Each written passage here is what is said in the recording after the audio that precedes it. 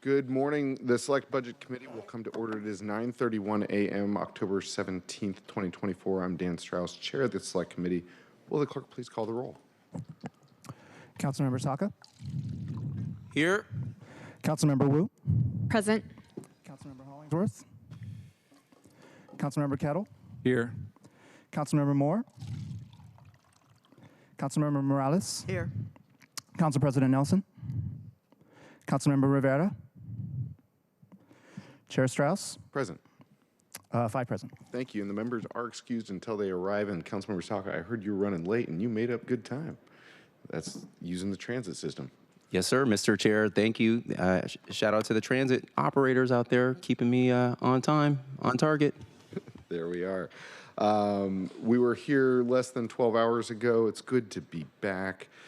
Today, just some general overviews. Happy birthday to the Seattle Fire Department. It's their 135th birthday today. Happy birthday.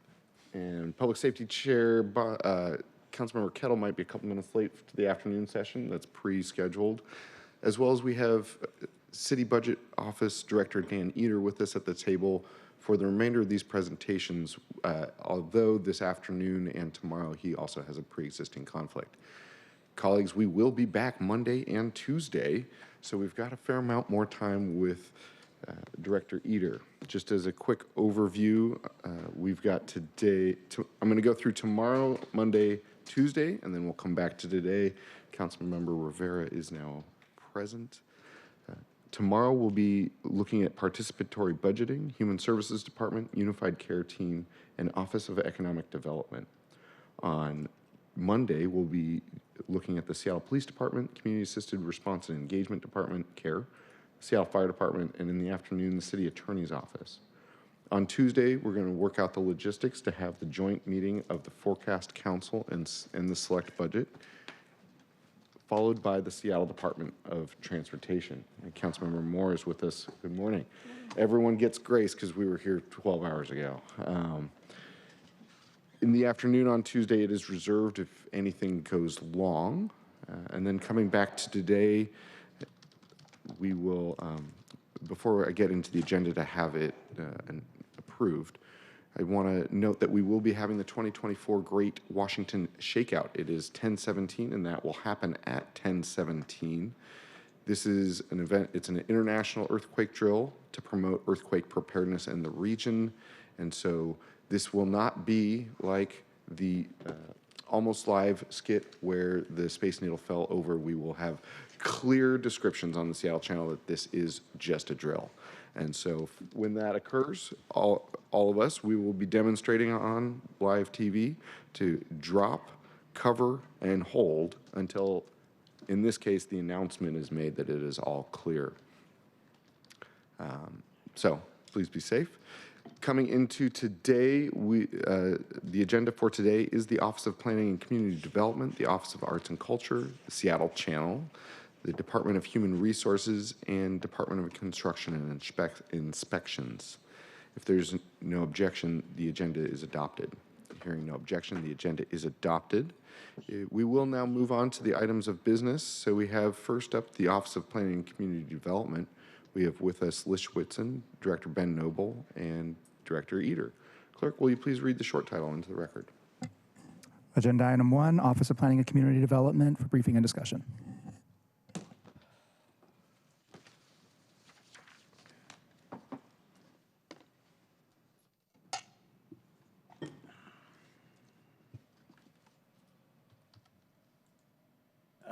Good morning, Lish Whitson, Council Central staff.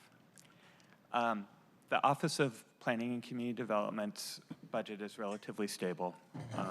As you heard in their presentation a couple weeks ago, the Equitable Development Initiative is going to have additional for grants about $1 million extra a year over the biennium. And they are losing 2.5 FTE. One position that supports the Land Use Policy and Strategic Initiatives Division, and a currently filled position that supports the Seattle Planning Commission. Any questions about their basic budget before I switch to the issue I've identified? Councilmember Morales, Chair of the Yeah, committee. And sorry, colleagues, we got off to a fast start. I will also turn it over to the Chair of the committee to ask any questions up front. sorry. Thank you. Yeah, it was a long night last night.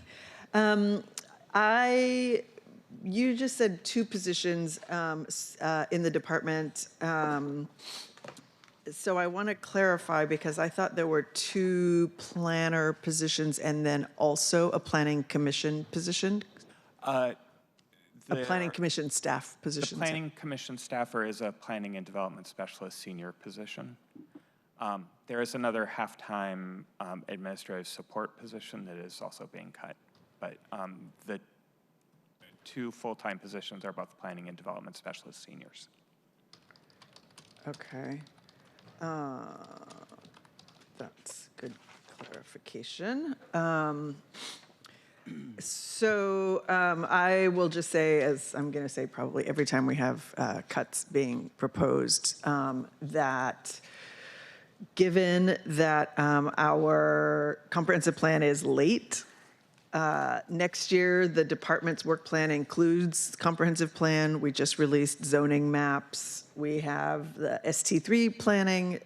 We are looking at possibly some amendments to maritime industrial land. I think there is a lot of work for this department to do next year, not to mention all of the statewide state requirements for us to draft and pass and implement. And I think it's really important for us to be very cautious looking at cuts to a department that is going to have a lot of work to do in the next couple of years. And as far as the Planning Commission itself goes, we know that first of all, is a charter requirement. That staff hasn't grown since 2008. But our city has grown, the requirements of the department review have grown. So I just think it's really important for us to be really careful in considering these cuts. We have to hold ourselves accountable to being able to implement the comp plan, our growth strategy, all of the things that these staff help us do and hold us accountable to doing it well. So I just want us to remember that as we're making these decisions, and all that to say, I will be looking at ways that we might be able to restore funding for these staff so that next year we can actually accomplish all the work that we have to do. Thank you. Anything further on the budget overall? Colleagues, I'm sorry I did not give you pre-warning. We'll have central staff preview the entire department's budget. I'll turn it over to the chair of the committee. We'll then turn it back to central staff to walk through issue ID. Does that work for everyone? That's exactly. I was actually waiting to say the same, that as we go through this, as we bring these forward, we'll give you just a quick snapshot. For the ones that are department specific, we'll give you a quick snapshot of the budget as Liz just did, giving you just a quick summary of adds and reductions. But again, our main goal is to then bring forward the issues that we've identified, but also clearly to provide you an opportunity, as Councilmember Morales has well taken advantage of, to identify other issues or concerns that you might have individually had that we hadn't otherwise identified, it, both for your benefit of your colleagues, but candidly for the benefit of central staff as well. Again, we've been meeting with each of you, but the more we hear about issues of concern, the more we're able to follow up and staff you on them. Fantastic. Lish, right back over to you. Right. So I only have one policy consideration for OPCD. Hopefully it's a fairly simple one. Major changes to the city's zoning and land use plans require environmental review. That environmental review is set in place and in motion through a scoping process. The scope will set the terms and the subjects that can be analyzed under the zoning changes. When the mayor's office was looking at the scope that was set for the One Seattle comprehensive plan, they realized that that scope didn't touch existing urban centers or urban villages, areas where we had already planned for growth. The mayor's proposed budget includes $350,000 for OPCD to study zoning changes in those areas. Because the scope of the EIS will be set by OPCD if this is funded, your opportunities to shape what that scope looks like are now as you are giving the department the budgetary authority to actually do this work. So if you have things that you want to make sure are studied as part of this analysis of zoning increases inside urban centers or villages, or what will be called regional centers and urban centers, you should consider adding a proviso to these funds that directs what that scope will look like. Excellent. Colleagues, Councilmember Morales? Yeah, I have a question about this. I guess I'm a little confused about why additional development capacity for housing wasn't included in the first place. Yeah. Partly it is what was being considered back in 2022. The council at that point imposed provisos on the funds that were developed for the comprehensive plan. Remember, this was before House Bill 1132, is that the right number? 1133. Before the state required us to make changes in our neighborhood residential zones. 1110. 1110. Thank you. Oh, 1110, okay. Yeah. Wow, Lish, it's been a long day, I guess. Before the state required changes to neighborhood residential zones, the council at that time felt like it was really important to consider those changes. And so the thrust of the council's direction to OPCD at that time was to consider changes in neighborhood residential areas. And if I can, I'll read you just verbatim what the one of the provisos that was placed on those funds said at that time. The EIS needed to include at least one growth alternative that addresses exclusionary zoning and supports the development of 15-minute neighborhoods, including a mix of residential and non-residential land uses and densities that support equitable, multimodal local access to everyday needs in locations across the city, both inside and outside of urban villages. And that proviso language directly led to the consideration of the neighborhood centers that are part of the mayor's proposed plan now. Okay, I guess I would be interested in knowing, particularly because you mention an opportunity to look at increased home ownership, and I know we've talked a lot about that this year. So I'll just flag that I'd be interested in understanding what we might do to allow for that opportunity to be studied in this supplemental EIS. And if that's a question, That is a question. It could be as simple as saying one of the alternatives needs to look at, include strategies to increase home ownership in our regional and urban centers. Okay, thank you. Colleagues, other questions? I should pull up Zoom, even though we're here in person. I do see Councilmember Moore and then Councilmember Rivera. Great, thank you, Chair. Thank you for that, Councilmember Morales. I would echo that request, so thanks for bringing that to light. And the other thing that I would be interested in, I think there'd been some mention about looking at protection for the city's tree canopy. Is that, can we include that in the next study? Yeah, I think the focus of this future study will be around the urban centers and regional centers, areas where tree canopy is actually reduced already compared to, for example, the neighborhood residential areas. So with that context, yes, looking at ways to support preservation or even increasing tree canopy as part of zoning alternatives could be studied. I would like to see that. Thank you. And I had another question. So I'm concerned about the timeline for the supplemental EIS. Is there a sense of when it will be completed? And is that in sync with the other proposals that have been released. I guess it just seems like we've got a lot of things on a different timeline, and particularly since D5's got a fair number of regional and urban villages and urban centers, being able to look at it holistically. So given the state deadlines for adopting our comprehensive plan and adopting House Bill 1110 legislation, those have to be done by midsummer. And otherwise, there will be state model code that doesn't really match up with our current code that goes into immediate effect and can potentially cause a lot of problems, at least administratively. So I think the executive's intention is that after that's been adopted, then they will have the capacity at a staff level to turn towards this future work. That's why you see the sort of work kicking off in mid-2025 on this SEIS.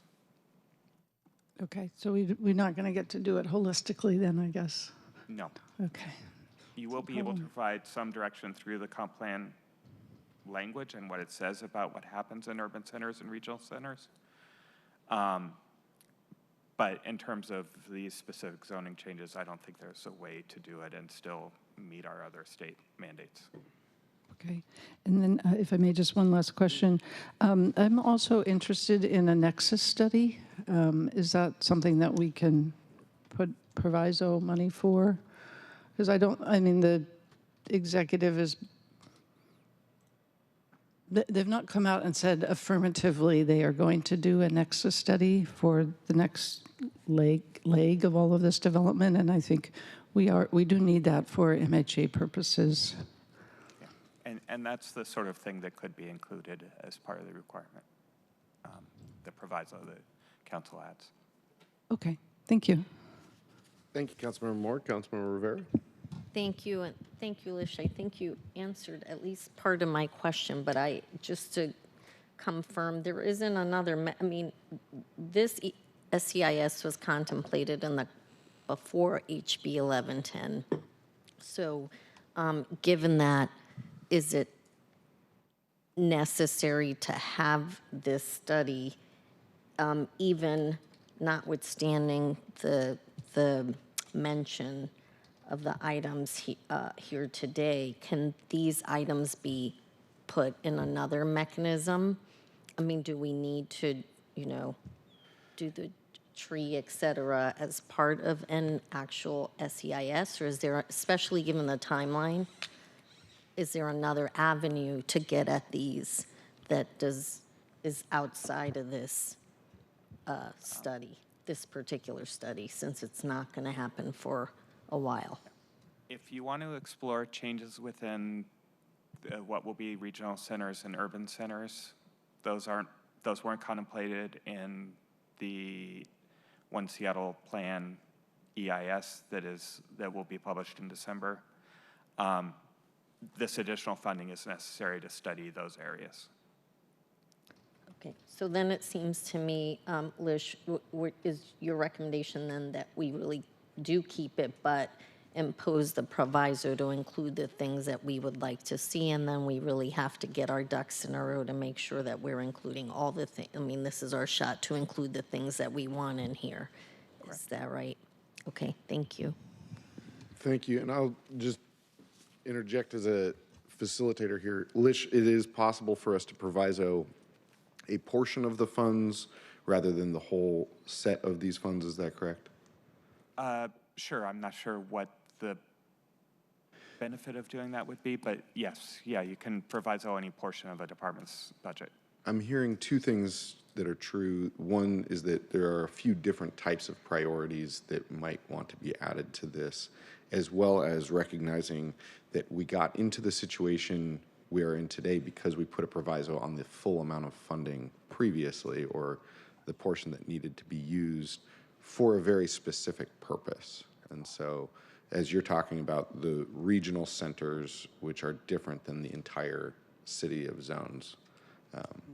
Just wanted to focus our attention that we were able to use funding that was previously allocated for this purpose for the rest of the city. We didn't have the funds to do this particular zone because of the proviso, which I'm not pointing fingers because it was probably my proviso.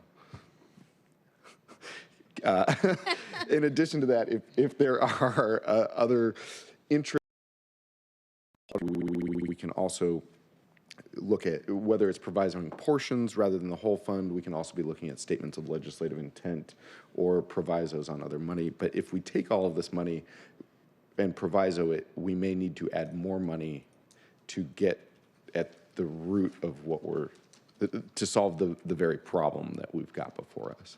I see Director Eder has a response to my comments. I am not an expert in this field. I know that there are many experts in the city. The mayor's office would be happy to provide a briefing to individual council members who have expressed an interest here and may express an interest offline. Just as you say, Chair Strauss, because I don't know exactly what is in the current thinking about the scope that came up with the budget that is included in the mayor's proposed budget, I don't know if there is enough resources to go around. It isn't necessarily a question of limiting the use of those resources to specific purposes. It may require additional resources. Be happy to look into that and get a sense of what it would take to add the scope of work if it isn't already contemplated, and it may be. I just don't know. Thank you, very helpful. Councilmember Saka, thanks for letting me jump the queue.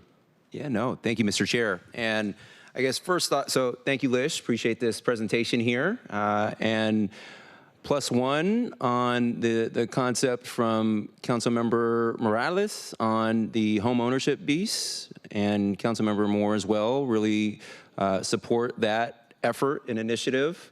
And then, I would also add that I think it is important as we go through this process, and I've heard from colleagues from all of you all, in one form or the other, in the past few months, that I think as a principle, everyone seems to support thoughtful planning. Whatever that looks like, everyone supports thoughtful planning. And as we grow, we need to be also very intentional about that, and make sure we're not just adding living capacity for residences, of course, absolutely, table stakes, but in order to truly bring to life the concept. It's a myth in most parts of the city today, the concept of a 15-minute walkable neighborhood. We need to have better access to amenities that can, again, bring that to life, from retail to, well, really food. So, I've heard Councilmember Hollingsworth, for example, talk about the importance of access to drugstores, and you can slice it any number of ways. Once we add growth and capacity, people need drugstore access, people need places of worship, more community centers, more fire stations, et cetera, but I think the number one thing that we need to do as we consider how we're going to grow responsibly, be ambitious in this, and to truly enable the 15-minute walkable neighborhood is ending the food deserts in the city. So I would like to see a study in the EIS of how we can be more intentional about that and not just sort of leave it to the market forces. The market will figure it out. No, let us do the work right now to be intentional about addressing food deserts across our city. So, thank you. Thank you, Councilmember Saka. Vice Chair Rivera? Thank you. And +1 to all the things that have been mentioned here today. Thank you, colleagues. Lish, is there a way, because it seems to me it might be challenging to to do a proviso to update this with our priorities in this short window? Is there a way to do it where, as OPCD is putting together, and thank you, Director Eder, for saying, OPCD still working on with this SCIS will actually look like, because this is just like a statement, a policy statement. We don't actually know what's going to get studied. So is there a way we put the language in the provide department to work with council so that we can contribute our priorities as they are building it? Because I'm afraid, to your point, Councilmember Strauss, that if we get very prescriptive and then we leave something out, there won't be opportunity to then weigh in. And so I'm starting to get concerned about that piece. So is there a way to do it where, I understand we don't oversee the departments, but for something like this, can we say, you know, with the, I don't know, partnership, whatever the language is, you get what I'm getting at, I think. Yeah, I mean, there are a number of different approaches you could take. You could, as mentioned here, provide direction now. You could ask the department to come back with a draft scope, present, for example, to the Land Use Committee about that draft scope to provide an opportunity for council members to comment on it. Or you could hold the funds until they come back with a scope that the council approves. That's great. Thank delay you. the work a little I think bit. I'd like to see that, the last thing that you flagged, just seeing it and then having us approve it so we know everything's in that we identify, just because we don't get many opportunities at the Apple with this, and we want to make sure it's as robust and well-informed by all our constituencies as possible. Thank you. Thank you. Colleagues, any other questions? I've got a few. Does this funding, as it's currently written, specifically fund the sub-area plan creation or analysis, or was that already completed? Is that a separate track of funding? That's a separate track of funding, but I think the department's intent is to take zoning ideas that are coming out of the regional centers planning that's underway now and fold those ideas into this SEIS. Thank you. It will be helpful for me to understand if those the sub-area plans, the analysis and the work to create those maps is or is not fully funded. So I'm just flagging that for later. It's fully funded for the biennium, but Okay. I think the work is intended to extend past 2026, Okay. and that funding has not been identified for future years. Okay, colleagues, this is land use that to do anything takes 4 years. And so, you know, when Michael Hubner presented either to Land Use Committee or to the council, he answered the question in the affirmative that Ballard itself already has the zoning capacity required to be a regional zone. We are not currently designated in that fashion. And what that does is it reduces our ability to get funding from the state and the federal government for transportation, for example. We already meet the criteria, but we're not eligible for the funding simply because of these designations. And so I just want to make sure that this work is continuing forward. Fantastic. Colleagues, those are my questions. Lish, thank you for this identification. The reason I shared my story a little bit earlier about being overly prescriptive with provisos is because it is something that it is a blunt tool. Our legislative hand we have blunt tools that are not easy to be flexible and nuanced. And so that's why I wanted to share that the option of provisoing some rather than provisoing at all. Also, something that is a very common tool that is used is expanding the funding at a very smaller amount and provisoing that funds. So if you are interested in trees or if you're interested in grocery stores, you can add a smaller amount of money in comparison to this entire budget line item and proviso that to add that staff capacity or the staff focus, if you will, to spend that money. There's also the ability to pass a statement of legislative intent with a due date that meets your needs to make future decisions. In the past, we've also used third-party consultants to do analysis. This has had mixed results. And at times, we've just asked the auditor to follow up on these topics. So not all of our priorities have to be in one of these buckets or the other. But Lish, anything else to close us out? No, thank you. Fantastic. We're going to click right along to the next agenda item. Clerk, will you read the short title of the next agenda item into the record? Agenda item 2, Office of Arts and Culture for briefing and discussion. Thank you. Welcome, Asha. Great to see you. Good morning. I will turn it over to you. We'll have you present the general overview of the budget. We'll pass it over to Councilmember Wu as chair of the committee, and then we'll get into issue ID from there. I see the presentation coming up now.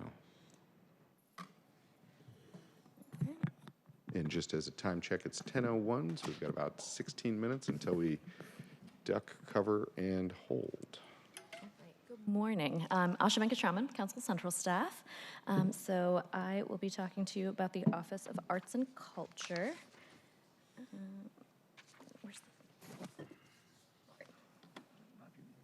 All right. So as you can see, the Office of Arts and Culture, their budget increases by about $700,000 in 2020, in the 2025-2026 proposed budget. Most of that increase is due to annual wage increases and citywide costs, as well as a couple position adds.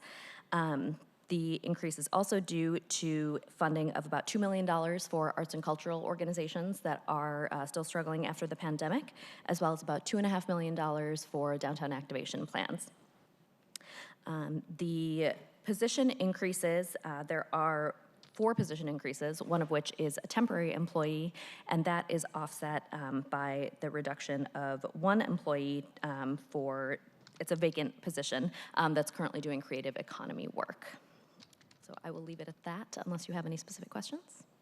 Thank you. Councilmember Wu, would you like to kick us off? Oh, not regarding that. When was that position vacant? I would have to go back and take a look when the position became vacant, but it has been, I think, at least for the past year. Thank you. Fantastic. If you want to take us through issue ID, I guess we're calling them policy considerations. Sorry, we have updated terminology in the last few years. Right, so what I'll do is I'll provide a little bit of background about arts and then launch into each of the policy considerations, of which there are 3. So in general, arts is funded almost 100% by admissions tax funding, and that has been the case for, since I think 2018, all admissions tax has gone to the Office of Arts and Culture. The city levies a 5% admissions tax it's basically a tax on tickets to events across the city, and that funding that comes in, that revenue goes directly to the Office of Arts and Culture. And I'll talk a little more about the mechanics of that when we get to the 3rd policy consideration about the admissions tax legislation. The one other thing I wanted to mention, just as a backdrop, because it does, it may be something you all want to consider as we talk about the admissions tax legislation and these other issues, is the Doors Open program, which I think you are all generally familiar with. So the King County Council passed a 0.1% tax that is intended to support arts and cultural organizations, historic preservation organizations, as well as heritage and scientific groups. And that funding is intended to, or that tax is intended to bring in about $100 million a year for the next 7 years to the county as a whole. 25% of that is intended to go to organizations outside of Seattle, leaving about 75% to Seattle organizations. For this first year, the funding for in 2024, for 2025 is all one-time capital and operating support. And then after that, it will go into generally an annual grant cycle, but the buckets will open up to other types of funding that organizations are eligible to receive. And I mention that as it is a change in the landscape in terms of overall funding for Seattle and arts and cultural organizations, so it may impact how you all want to look at funding on an ongoing basis for the city and for the Office of Arts and Culture. And it's also something for the city in general to consider over the next couple of years as it looks at how to support those organizations. The King County Council, I'll just mention, is currently considering the implementation plan for Doors Open, so we may have more detail about that once that passes. The draft, I think, plan is out in the world for you all to take a look at. I believe there's a link to that plan in the memo as well. So I'll move into our first policy consideration. The 25-26 proposed budget has proposed to replace current funding for in Seattle Parks and Recreation, as well as in Seattle Center, with admissions tax. So part of the overall funding strategy to decrease general fund expenditures was to use other sources of funding to support arts-related purposes in other departments. And so in the 2025 proposed budget, the idea is to replace about $884,000 in parks for 3 programs, for the Downtown Buskers program, Arts and Parks, and Teen Performing Arts, and replace that with ad tax. And then in Seattle Center, $1.3 million for Festal, the Northwest Folklife Festival, and cultural administration staff. The issue that I've identified here is not so much about whether those funds should be swapped at all, but more about whether we should do it on an ongoing basis as opposed to one time or over the biennial. As I mentioned, the piece about Doors Open has changed the funding landscape quite a bit. And this is also the first time that that the city would be using these funds on an ongoing basis to replace general fund. As this is related a little bit to the admissions tax legislation issue that we'll get to in a moment, but the council may want to consider whether to do this kind of swap on a shorter term basis rather than ongoing, so to look at it for either 2025 or just look at it for the biennium so that you can make those decisions about whether to continue making that swap over the next few years as you have a better sense of how Doors Open is impacting the funding landscape, once we get a better sense of Arts' strategic plan, which they're in the process of developing, as well as how arts and cultural organizations are doing citywide as they continue to recover from the pandemic. So the options that I have identified are just to make those appropriations one time or over the biennium, or to make no change at all. Thank you. Councilmember Wu? Thank you. So I would prefer that we watch the implementation of Doors Open and not make any decisions just yet. But I would also prefer that the admissions tax stay within the Office of Arts and Culture versus an outright allocation. I don't want to make that precedent that we take money out of the admissions tax out of arts and culture. Just kind of following up on that, Asha, is it possible to funnel even if we wanted to use the funds as they're described in the mayor's proposed budget, is there a pathway to retaining the accountability that I know Councilmember Wu has talked to me about that is currently present in the Arts and Culture, Office of Arts and Culture? Sorry, it's not a department, it's an office. Yes, and I'll talk a little bit about this too when we get to the third policy consideration about the admissions tax legislation, but that admissions tax legislation doesn't actually impact whether we can use these funds, the admissions tax funds, for arts-related purposes in other departments. So it's really more of a process change. So you could still, even if you chose not to pass, for example, the admissions tax legislation, these funds could still go to these offices to do this work. It would just have to be a pass-through through arts as opposed to a direct appropriation to the department directly. Thank you. I see Councilmember Morales and Vice Chair Rivera. It sounds like we're all saying the same thing here, which is I also have an interest in making sure that it's still a pass-through through the arts department. And my understanding is that maybe you wrote this in another piece of the discussion, that there are like interdepartmental agreements. That's how it operates now, so that it is still the Office of Arts and Culture who has the expertise in the subject, who is helping make these decisions and making sure that it is actually arts organizations that get funded. So I would also be interested in supporting that as the option. And then I also am interested in doing this. I don't know if it's for just 2025 or for the biennium, but I think it would be prudent for us to wait and see how the Doors Open program gets implemented before making any of these decisions on an ongoing basis. Thank you. Thank you. Councilmember Rivera. Thank you. The truth is that the Office of Arts and Culture has been providing substantial support to Festal. I do think that the pass-through option is not ideal because it does force the department to have to do an MOU with the department that they're giving the money to, and it's a whole nother level of bureaucracy that I think is unnecessary. Excuse me. So really, if they're going to be providing if we're going to make the policy decision to provide this level of support to a different department, it makes most sense to just give the funds directly to that department and stipulate for what purpose so that you're not double working on an administrative piece. It sounds really simple to do an MOU, and it takes a long time, and I know because I worked at Arts, so I know what goes into that. I have a question, and maybe it's more of a concern in terms of we're giving money to, we're giving arts money to other departments for arts purposes. That seems fine to me, but a lot of this money seems to be going to administrative staff, and I know a lot of the Festal money was actually going to administrative staff also at Seattle Center rather than the actual artists or organizations that are putting on these events and activations.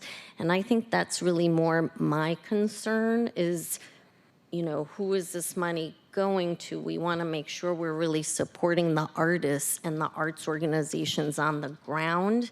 And so I would like more details about where this is going, because I know that was an ongoing concern when I was at the Office of Arts and Culture is, the money, making sure that the bulk of the money was going to support artists and arts organizations and less so administration of all of these things that we do, because then that really doesn't support folks on the ground.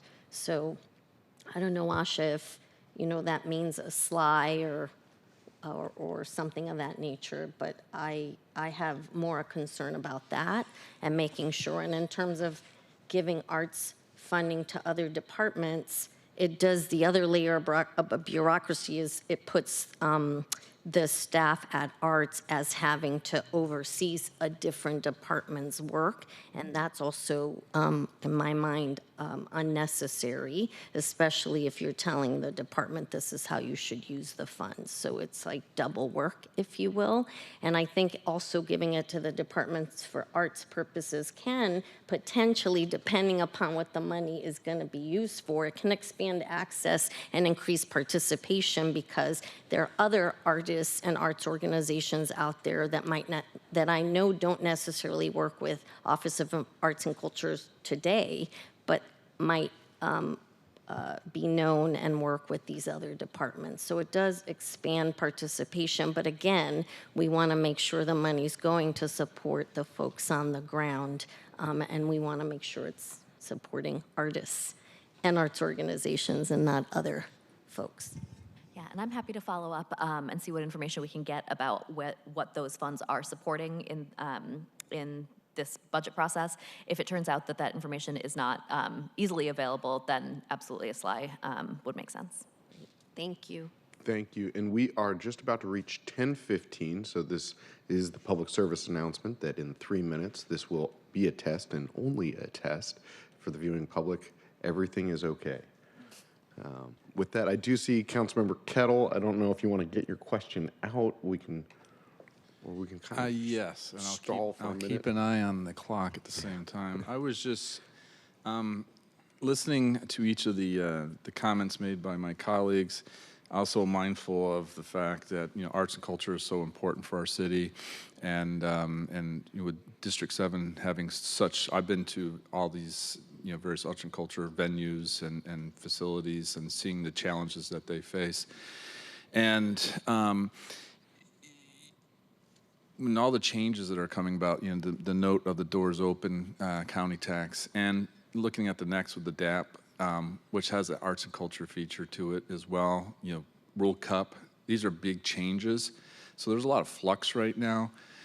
So as much as I definitely see the Seattle Center, and Seattle Center needs to be sorted in parks as well, it seems that in this time of flux that we should be mindful of that. And also, and I appreciate Councilmember Rivera's points from the practical point of view, but also from a practical point of view is that there's got to be like one point of contact. Who is responsible for arts and culture?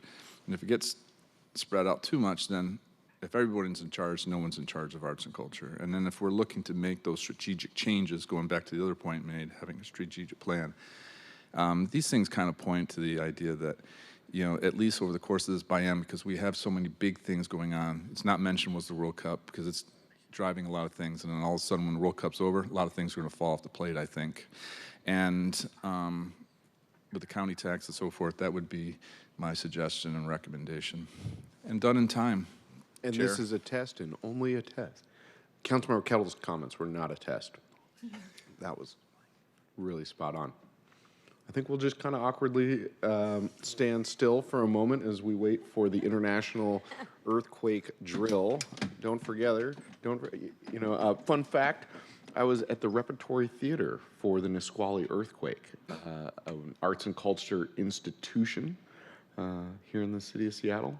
Emergency preparedness, public safety. It's 10/17/2000. I'm not hearing the noise, so this is, now we're in an earthquake. If we could all just engage. I don't know. Are we supposed to wait for something else? Do we get a text message or? I would say let's just drop, cover, and hold. Here we go.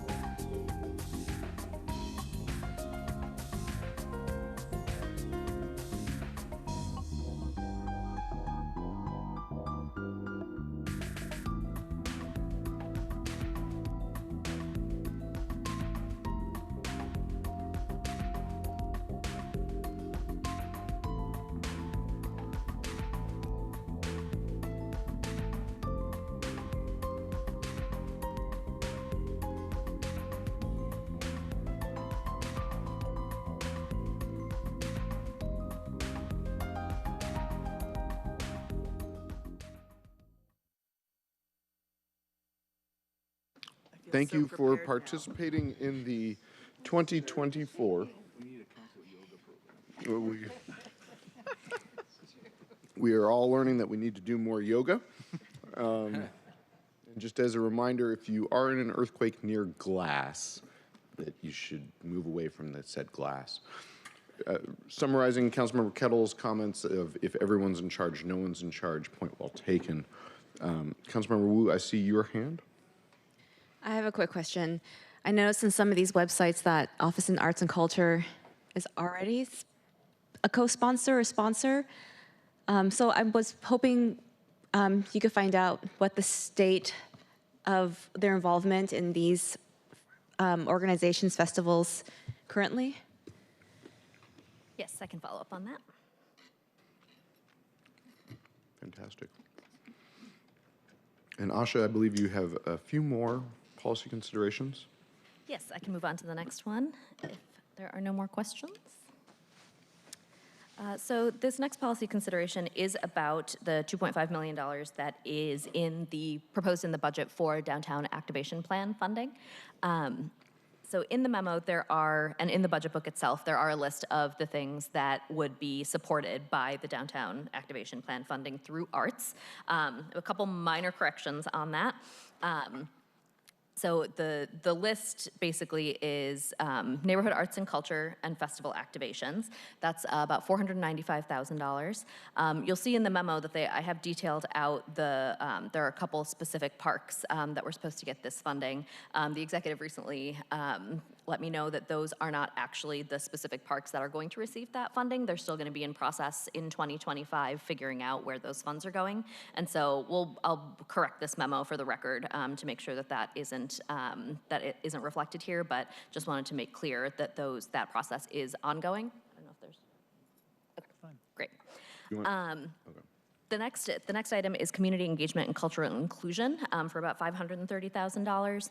And these funds are actually intended to be to support activations citywide, not necessarily just specific to downtown. So just wanted to include that clarification as well.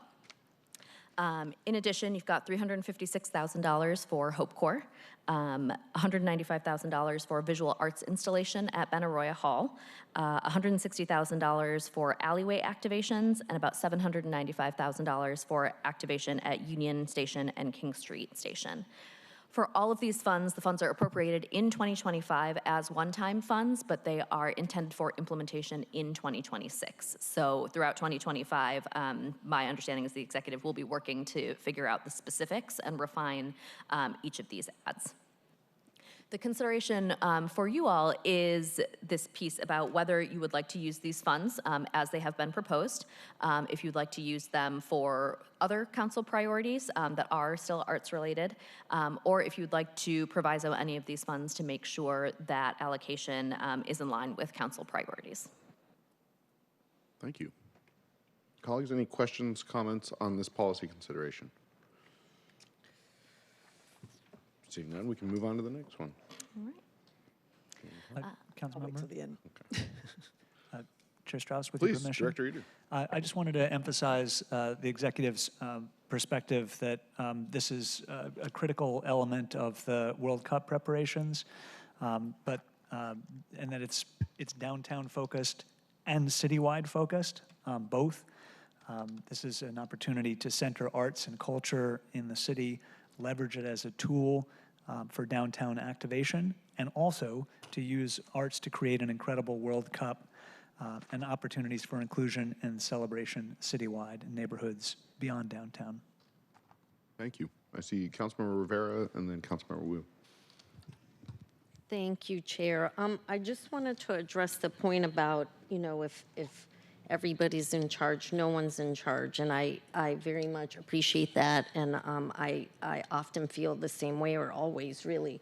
In this case, I will point out that these departments already administer all of these programs. These aren't new programs, and so they've been doing these programs for quite some time. They do know how to administer, in this case, these particular programs, so I don't think it's exactly I'm not as concerned, I'll say, but I very much appreciate your thoughts, Councilmember Dole, because I agree, someone has to be in charge. In this case, these departments are already in charge of these programs. Thank you. Just providing more context. Councilmember Wu? What office would that DAP funding go to if sounds like a direct appropriation? Yes, so as it's currently allocated, the $2.5 million would be appropriated directly to the Office of Arts and Culture.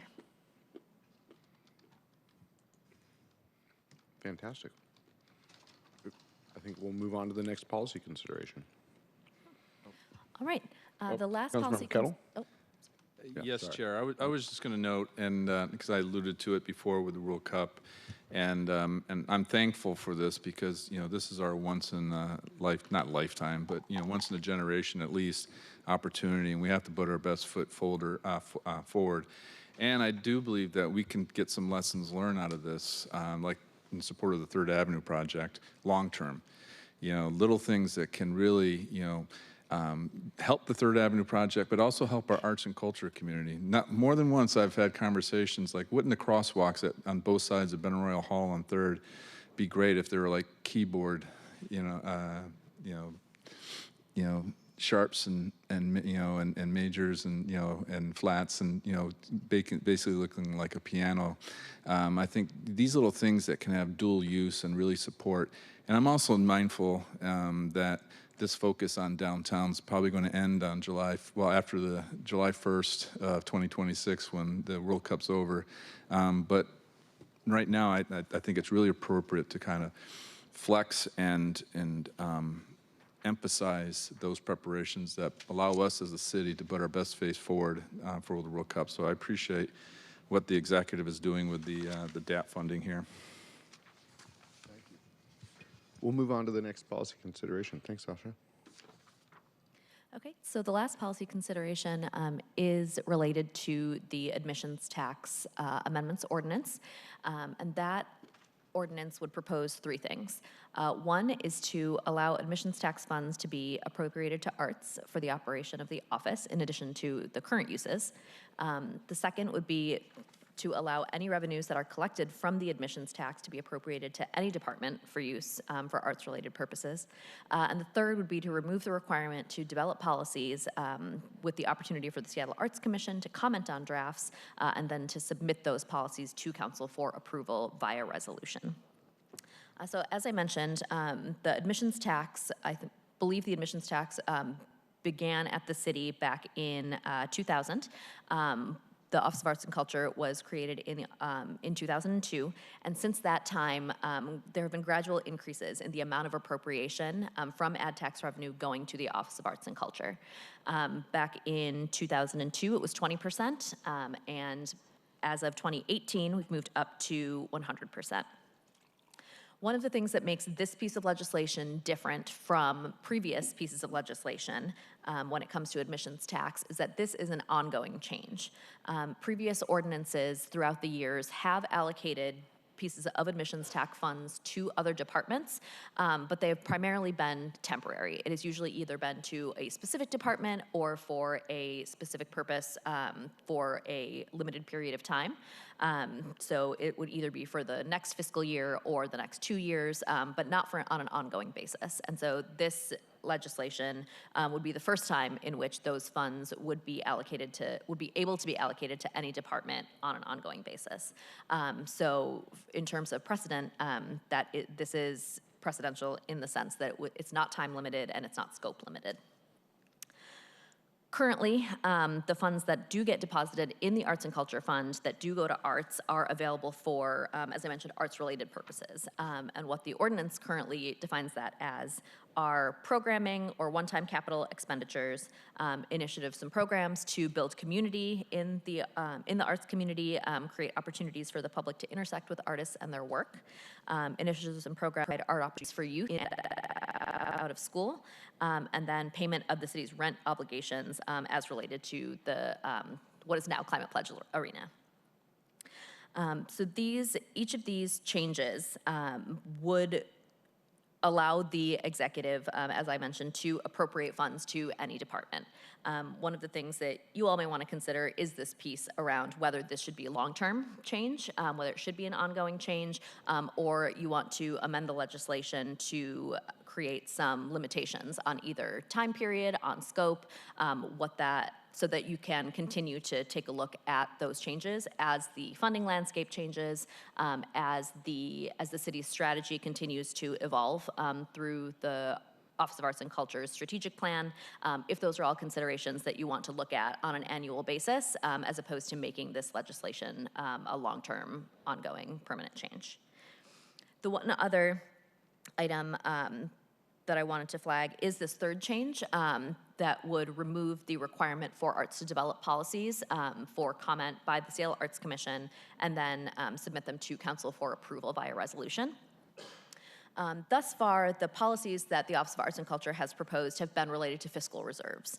And those policy changes have come through the council, and the council has approved them via resolution. If this legislation goes into effect without amendment, that procedural piece in which any policy updates happen through the council process would change. And that's generally in accordance with the way that the executive currently handles many funds. They don't normally get transmitted to a commission for comments, for example. Fiscal funds or fiscal policies are usually something that the executive just has the ability to make changes to. So this is it would make it more in line with the way that other funds function, but it would remove the council's role in approval of those policy updates. It would also remove the requirement for the Seattle Arts Commission to be able to comment, or get an official opportunity to comment on those policy changes. Just see if I missed anything here. I guess the last piece I'll mention is more of a technical one. If the council does choose to pass this legislation as proposed, then the way that the funds are currently appropriated to these other departments, to Parks and to Seattle Center, would remain that way. If the council chooses to amend this legislation or not to pass it, then we just have to make a technical change to have those funds go to arts and then have them reallocated to Parks and to Seattle Center. And so, but it's a technical change unless you'd like to make changes in response to that first policy consideration that changes the use of those funds. So the options before you are to pass without amendment, amend and pass as amendment. So as I mentioned, either limit the scope of the changes in terms of who gets the appropriation or in terms of how long this change would be applicable for. The other amendment option would be not to strike the section that requires fiscal policies come to the council for approval, or you could choose not to pass the legislation at all. Thank you. I see Councilmember Moore, then Councilmember Rivera. I changed my mind. Councilmember Rivera, you're up next. Oh. Okay, thank you. Asha, so even if this is passed, council always has the ability to do a proviso or a SLI for the funds for any purpose. So there is still ability for the council to weigh in on the policy decisions that the executive would make, like we do for any other department where this isn't in place, correct?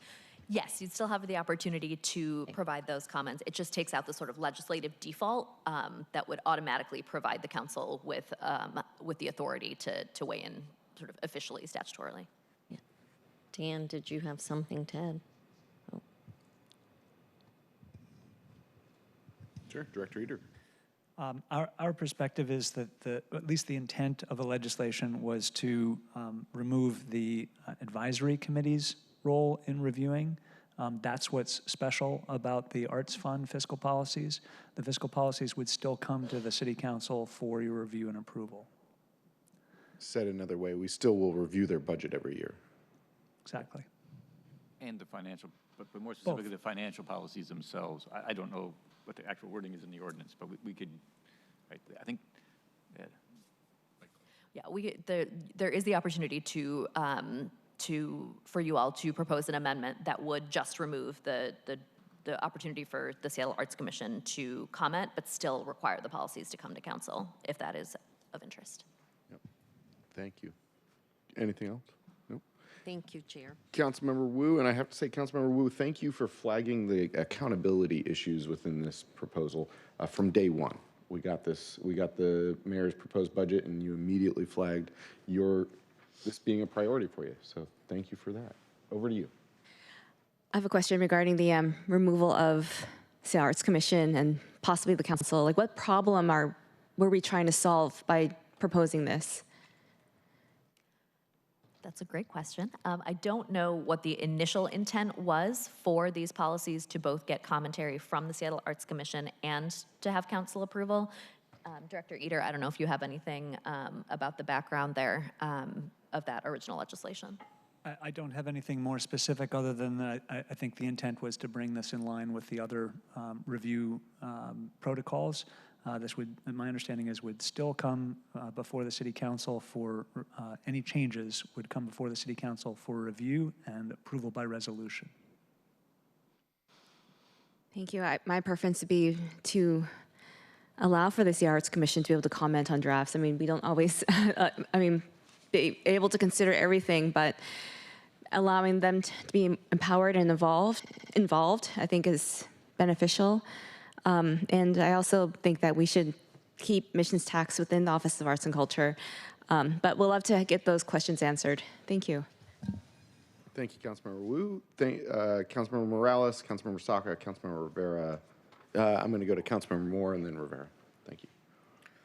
I want a little bit of clarification. So the memo says that the legislation would amend to allow admissions tax funds for operation of the arts office in addition to the things listed above, which is all programming.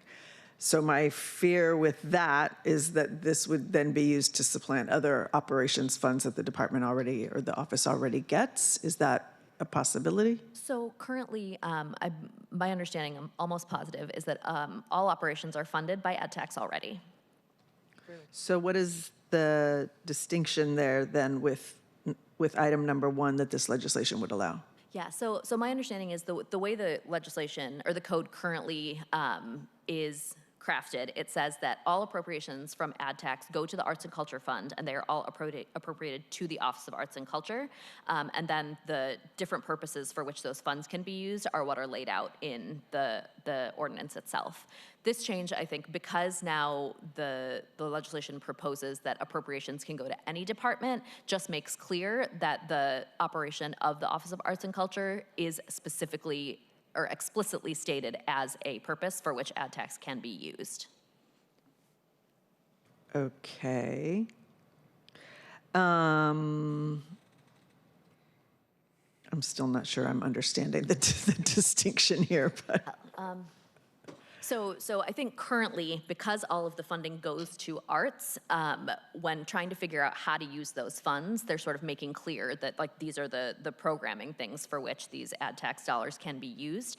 I think specifically including the operation of arts and culture, because the legislation also proposes that those funds go to other places. My understanding, and please feel free to correct me, Director Eater, if you have a different impression, but my understanding is that by specifically saying that the funds will go to the operation of the Office of Arts and Culture, it just makes that explicit, that those funds can also be going to arts to support their staffing and their operations in addition to all of the other programming. My understanding is that it's primarily a technical change. That's and not a consistent with my understanding. The intent is to just be explicit that that is an allowable use. An allowable use. Okay, very good. Thank you. And then I have a question about footnote number 6. Because this is a question I have been trying to answer for some time, and I finally found. Thank you, Asha. The ordinance from 2002 that apparently Jan Drago passed that excludes receipt of men's professional football from inclusion in this fund. Yeah, so I don't believe that the current version of the code contains that exclusion anymore. I will have to go back and look at some of the legislative history to see when that change happened, but my current understanding is that those receipts are not excluded from ad tax, but I will have to go back and confirm that that's the case. Yeah, I'd be really interested to know where that money My understanding is that we are state preempted from application of the admissions tax to both to both the stadiums directly south of us. Yeah, my understanding was it was state as well. So I'm just trying to get clarity, and I still want to know how to change that state law, because if we can get revenue from the football team for the arts department, that would be fantastic. Yeah, I'm in no way defending it. It was tied up in the financing plan for the stadium. The idea being that those monies would get captured to help repay that debt. I think that on the baseball side, I know that that has been repaid. On the football side, I'm less certain. But anyway, my understanding is it's state preemption. Okay. Thank you. Anecdote that might be interesting or not, for what it's worth, the bulk of the ad tax revenues, interestingly or not, come from the Space Needle, the Chihuly exhibit, the Wheel on the waterfront, UW football, and movies. And I forget, that's 85% or something that I just rattled off. Thank you. And per the deal on Climate Pledge, we get the amount of ad tax revenue we were getting before the redevelopment inflated year to year. So we actually use a comparable financing scheme as part of the Climate Pledge redevelopment as well, for what it's worth. Sorry, I know too much about that one. Thank you. No, I appreciate it. Thank you, Chair. Thank you. Councilmember Saka and Councilmember Moore. Thank you, Mr. Chair. And thank you, Asha, for joining us today and sharing your very thoughtful analysis on arts here. Really appreciate that. I have a question pertaining to, I guess, subpart 2 element of the proposed CBO legislation pertaining to this admissions tax. So sub-element 2 that would basically broaden the departments that could potentially use funding from this. And maybe this is more of a question. Actually, it is 100% more of a question for the executive. So Director Eder, if you have any initial thoughts, appreciate hearing. But what is the rationale or justification behind that that proposal there? Just curious to better understand that. So the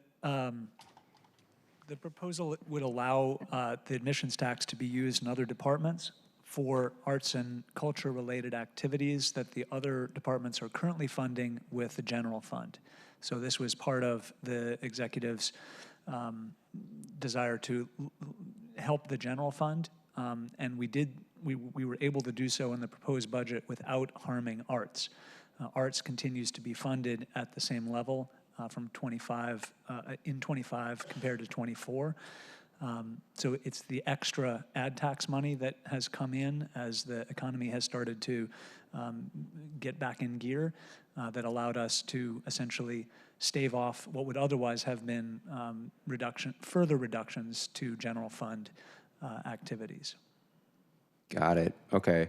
Thank you. That's helpful. And, you know, this also strikes me as something that would potentially allow and enable more flexibility as well with some of the spending at the department, particularly at the execution level. And, you know, I do think it makes sense we have, you know, a single-threaded owner on arts, kind of tying back to a previous conversation and you know, one throat to choke, so to speak, on all things arts planning, policy planning and strategy in particular, but art implementation and execution can and does exist today at various department levels. And so, you know, as long as we have a single-threaded owner on the overarching strategy, and it's a coherent one, it's a clear one, and you know, consistent, then that seems to make sense in addition to the other kind of rationale that you just gave. So very helpful. Thank you. Thank you, Councilmember Saka. Councilmember Moore. Thank you. Yeah, I guess I'm struggling with why are we doing this again? It seems like if we have an Office of Arts and Culture for a reason, and if we start directing the funding, the arts and culture funding to different departments, then arts and culture itself becomes weakened as an office. And the purpose of this was for arts to, I mean, they are supposed to create fiscal policies to make sure that there's long-term fiscal health for the arts funding obligations. And I just worry that this approach is going to weaken their ability to do that and weaken, weaken the office overall. I mean, I don't, panel, Director Noble, Eder, Asha, anything to share in response? I guess the only nuance I'd add here, and obviously Directors Noble and Eder, please feel free to weigh in here, is that the legislation itself is not actually required for these funds to go to other departments and support the arts-related purposes in those other departments. I believe, as Councilmember Rivera had previously said, arts has been supporting I believe it's Festal for many years through a sort of interdepartmental agreement. And as she mentioned as well, this legislation would put this fund sort of in line with how the executive administers other funds, so appropriations going directly to the department itself.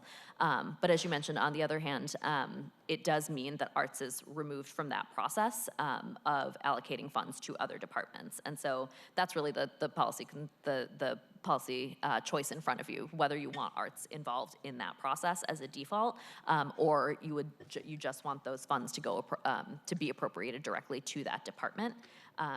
And I guess the last thing I'll add is that arts will have a strategic plan, but that strategic plan, my understanding is, will apply to the funds that are administered by arts. So if this legislation does go through, those are the things that arts will consider for the appropriations that it gets. Whether or not the executive has a sort of broader arts strategy across the city, I'm not sure. And I don't know that unless there is that sort of arts strategy, that when funds do get appropriated directly to other people be involved, aside from sort of an informal way in which to engage with other departments. Thank you. Thank you. Councilmember Rivera? Thank you, Chair. So, colleagues, just for context, the reason why Seattle Arts Commission is named in the legislation, and we have many, as you know, boards and commissions in the city, and they're not named in legislation for other departments, is because historically, before we had an Office of Arts and Culture, it was the Seattle Arts Commission that was legislated to do the arts policy for the city. And then over time, that morphed into an Office of Arts and Culture. And so when that happened, they left the Arts Commission in this advisory capacity because they had been the initial creators of policy for arts in the city. And so it sits in this, very unique space because we don't have that for other commissions and boards. They're all advisory. And the truth is, whether it's named in the ordinance or not, it is advisory in capacity, and that would not change. And all our boards and commissions can, and they do, and you've heard them come to chambers, even weigh in on policy. They submit letters to us. So even if this were to change to align more with all the other departments today, it won't have an impact on the commission's ability to weigh in.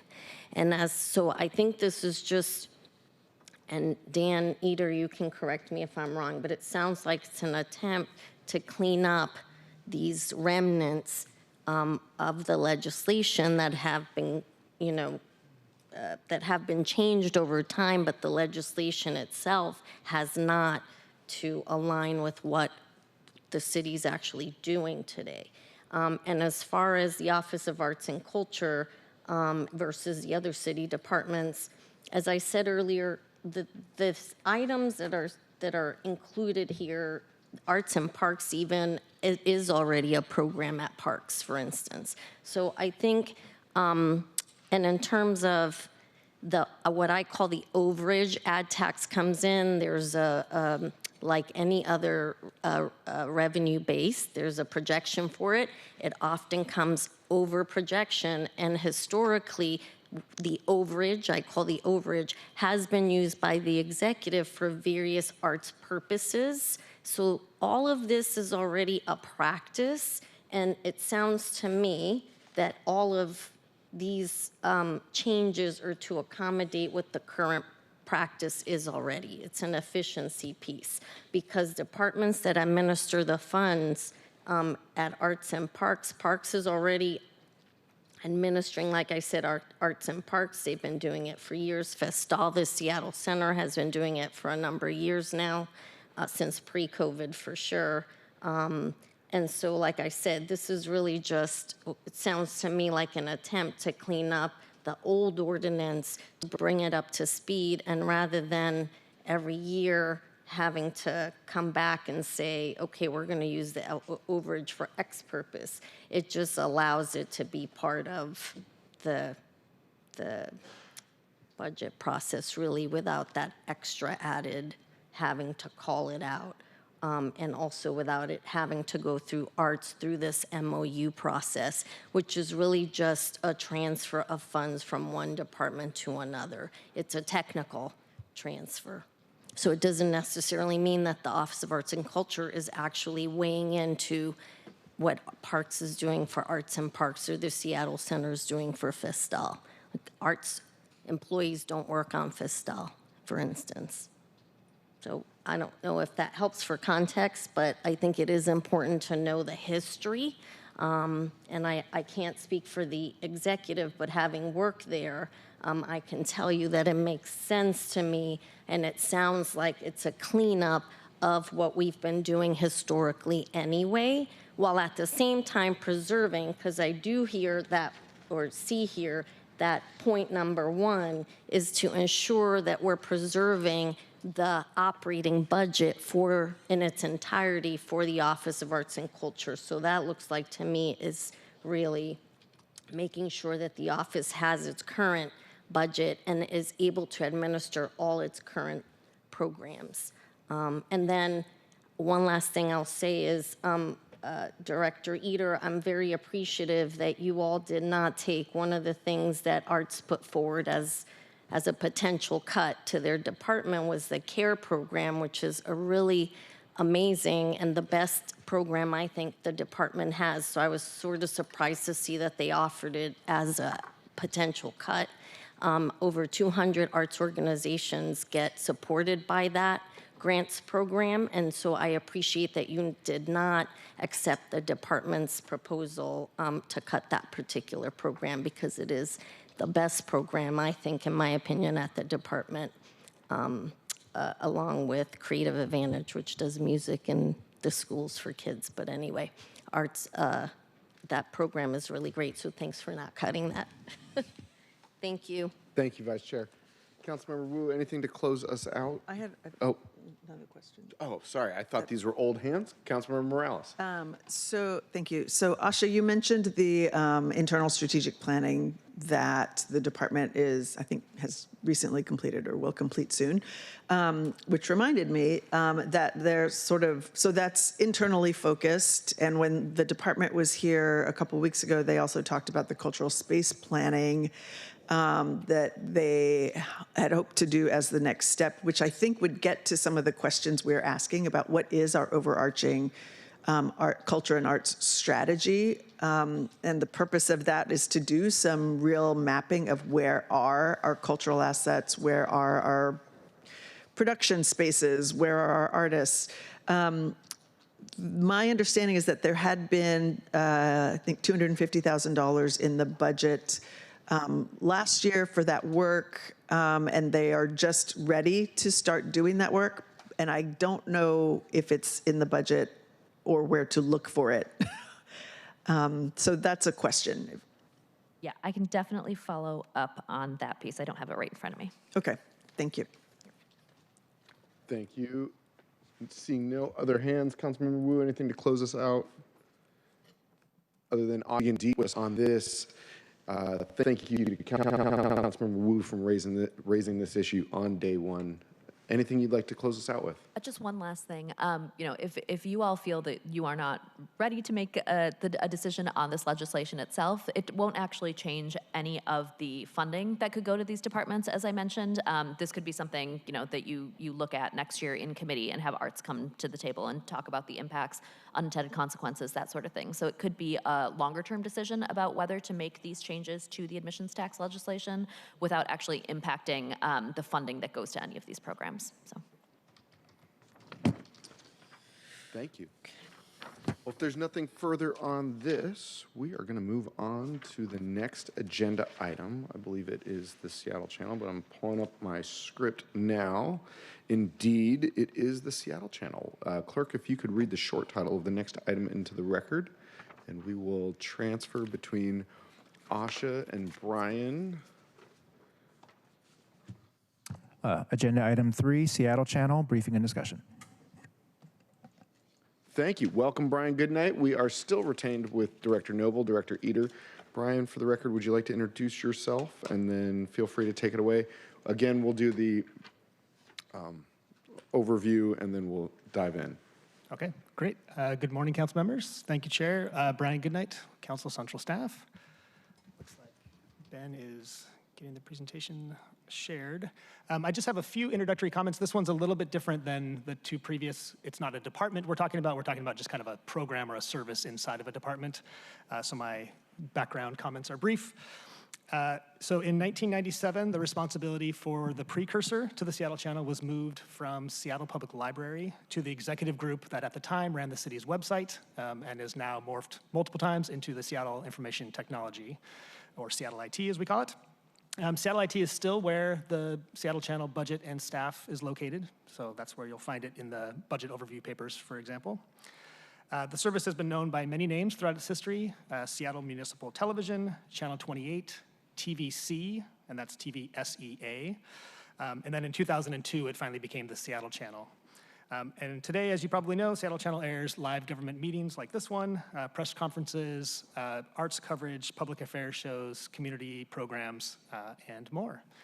And that kind of does it for the introduction, so I'll pause there. Wonderful. And Councilmember Hollingsworth, I don't think that you realize that since I was going to pass it to you, mostly because I did not tell any colleagues. If you don't have any remarks right now, totally fine. We'll jump in, because this is more than just a department. It's a program within a department. So if you don't have anything to share, we'll just keep rolling, Brian. Thank you for surprising me, Mr. Chair. I don't have anything at this time. Would love to jump into the presentation. Thank you. Okay, thank you very much. So there is just one policy consideration to be presented today for Seattle Channel, and that's on the proposed programming and staffing reductions. So the operations and activities of Seattle Channel are funded by revenues from franchise fees assessed on cable providers' gross revenues. In 2010, the council adopted a cable franchise fee of 4.4% on all franchises, and there are currently 2 of those in the city. In addition, cable providers also pay the city a fee in support of public, educational, and government access, which is 0.4% of gross revenues. And they have to carry a certain number of access channels, it's negotiated in their franchise agreements, such as Seattle Channel, on their systems without charge.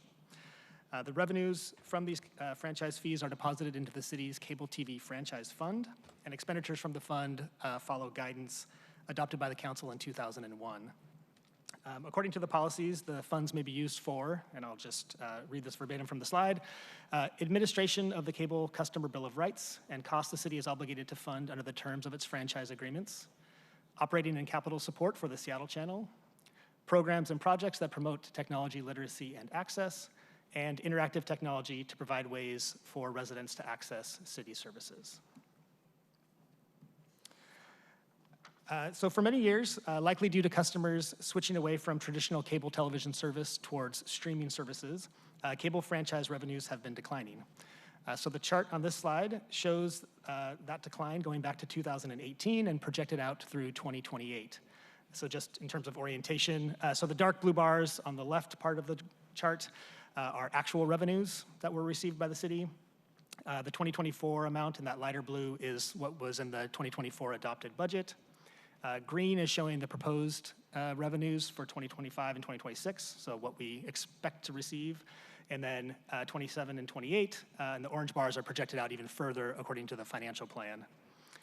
So as you can see, the revenues have declined from a high of about $9 million in 2019, and then the proposed amount for 2025 is $5.7 million.